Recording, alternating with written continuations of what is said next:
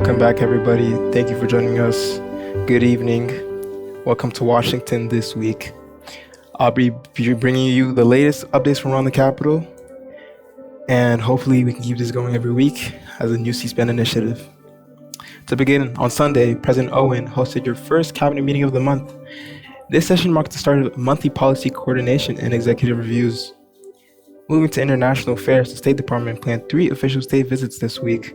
Delegations from Poland, Nicaragua, and Finland arrived to strengthen bilateral ties and advance diplomatic cooperation.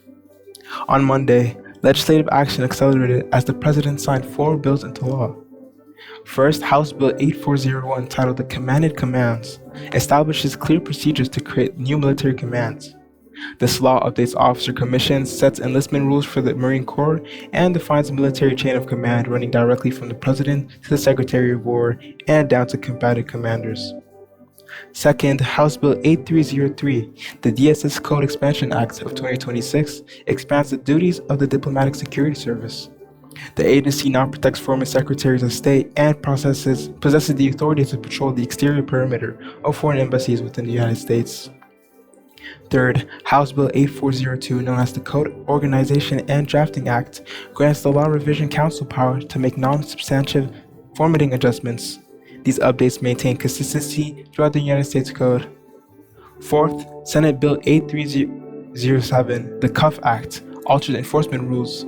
This legislation redefines and broadens protection against cuff rushing during law enforcement activities.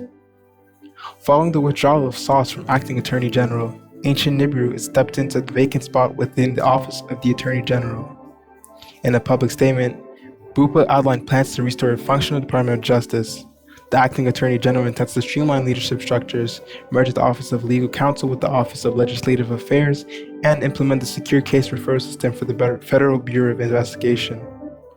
Finally, on Thursday, the President addressed the nation.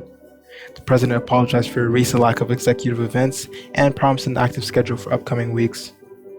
The defended Sauce's choice to step down to gain more experience. The President also criticized the Senate for initiating hearings based on opinion pieces. That is all for this week.